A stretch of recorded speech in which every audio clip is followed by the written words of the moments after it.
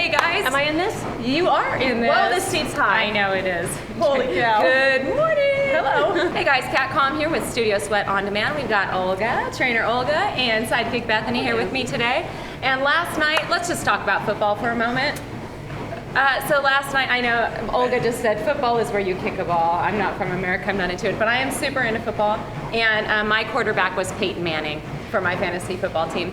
That's pretty much enough said, right? Did you watch?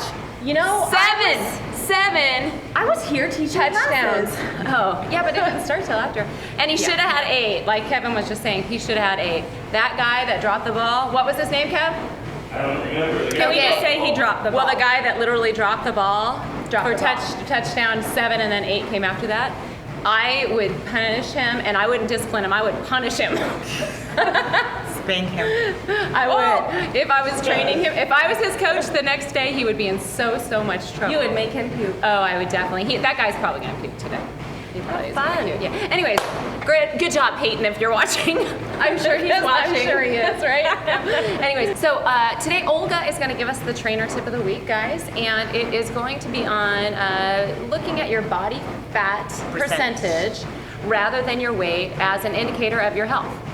Yep. Okay? As an indicator of how healthy you are. So with my training clients, I don't care so much what they weigh, I care what their body fat percentage is. Yep. Okay, so she's going to talk about that. We still have several questions of the week to get to. Because the trainer tip is going to take a minute or two to talk about, I'm going to go with just a simple question today, which comes to us from Kelly Gray in Texas. And she just wants to know, guys, and you can answer this too, what our favorite drill in spin class is. Is it sprints? Is it flats? Is it climbs? Is it intervals? Is it endurance riding? They're all favored.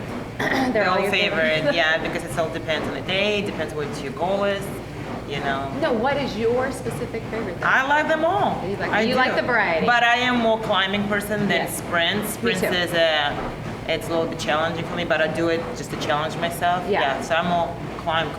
I love, my favorite is definitely a good endurance climb. I mean for like a while, for like 15 minutes. Like I love those 15-minute sets. The hardest one for me, which makes me love it in some ways, is heavy resistance interval training. So where we'll just crank that dial to where it's challenging to move, but you can keep that fluid pedal stroke. And then you take a break and slow it down, and then you go right back in. So those short bursts of like 10 seconds with the really heavy resistance, that's where I'll shut up in class for once. So because it's so challenging for me. How about you? I love heavy resistance, 15-second sprints. 15s. And they're brutal, and you take 15 on, 15 off, 15 on. I might throw a 30 in there. Yeah. But that's really, I love to hate them. It's the way I look at them. That's how I feel about those shorter But I like an endurance ride also, but you gotta have the resistance. You gotta feel the resistance. It's easy to just sandbag it. It is. I agree. But you can't. That's right. We don't see too much of that here at Studio Sweat in the local studio, so that's good. So Doria, I wanted to tell you and all the other people that did send in some good questions, we will get to your questions. The question of the week next week that we're going to answer is on breathing in through the nose, out the mouth. What if you're only what if you only breathe in and out through your mouth, the advantages, the disadvantages, and stuff like that. It's a really interesting topic, and we want a few minutes to be able to cover that, so that's what we're going to cover next week. So let's go ahead and talk to Olga. Talk to us about why body fat percentage is an important indicator of good health.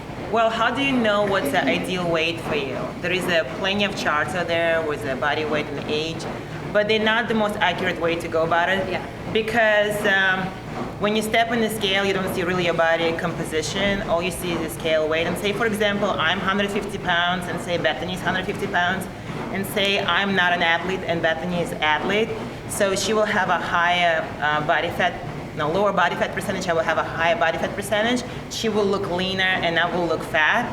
Have you heard about skinny fat? Yeah. It's like sometimes people can look normal weight, but they really have no muscle tone. So that's where it comes to play body fat percentage. It's very important to know how much you have fat versus lean mass. What's a lean mass? It's everything without a fat. It's a fat-free mass. It's your bones, it's your organs, it's your muscles, it's your tissue.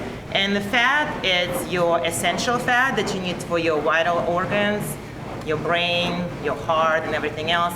and storage fat. That's the fat we're trying to lose when we're trying to lose weight. So that's very important to go about body fat percentage, to figure out that percentage and go from there when you're trying to lose weight. So if you decrease your body fat percentage, it means you're increasing muscle mass, you become leaner, stronger, and your body composition is changing, then you're in the right track. If you just go by a scale weight, you might just lose water. You don't know really if you're really losing fat, if you really gain muscles, and that's where it's so important. There is a few ways to calculate the body fat percentage. The most gold standard is underweight water tank. We've hosted a couple times at Studio Sweat. Yeah. A little bit more expensive, but totally worth it. It's most accurate. The second way to do it is skin fold caliper. You have to do it with Pinch a test. very professional trained person because it's very important to do accurately. And It's an art. Yeah. yeah, and So it's not everybody should do it. does it right. This Yeah. one's pretty good at it. Thank you. You're welcome. And it's very important to do it with the same person because it's important to do it in the right places. Because the trending is what's most important. Yeah. I mean, even if they're close but not right on. One thing that I really like to do as a trainer, for those of you trainers out there, is send people down to get their body fat tested using the underwater method. Right before they do that, do a skin fold caliper test and see how close you get. Test yourself. Yeah. I did it yesterday, Yeah. and I came about 1.5% of difference. That's pretty good. And it's That's pretty. really It means good, that the Olga. person who was doing my skin fold test Yeah. is really well trained Yeah. and did a perfect job. Yeah. But it's not normally the case. It's about 3-4% error standard in the industry. And the other way is do electric BIA test, and it's basically sending a low electric current through your body and figure out your body fat percentage according to how much fat you have versus And it is not very accurate. Let's talk about that. It's really not. It's also good. 3-4%. It's also 3-4%. It's good for trending. That's Yeah. the only thing. And even with those, if you have one of those at home or your scales, a lot of times people have scales that Yeah. do the same thing.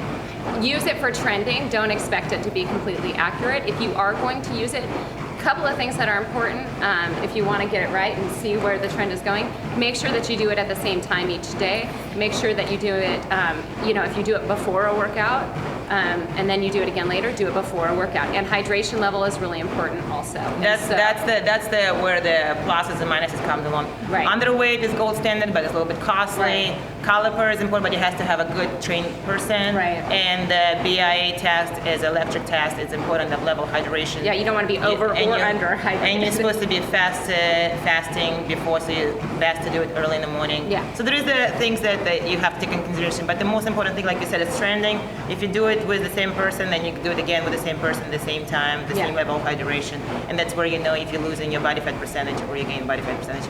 The key you want to take away from here, body fat percentage versus scale weight. Check your body fat percentage. Don't go agree. by scale weight. I agree. Let that be the more important factor. So good job. Thanks, Olga. Okay, Bethany, give us Yes. our Studio Sweat On Demand releases, and then we'll let these sweaters go. Okay. What do we got going on? This Sunday is coming. Rebecca's coming out with a straight up spin. Nice. Yes. So that will Downloadable. be good. Right? I believe so. Yeah, it's downloadable. Very good. And then Brooke is coming out on Thursday with a speed spin. All right. So that'll be a quick 30 minutes for you. Oh, so a couple of your guys' favorites Yeah. out there. You So get look a for that. double dose of spin. God forbid Yeah. you lift a weight. No, I'm just kidding.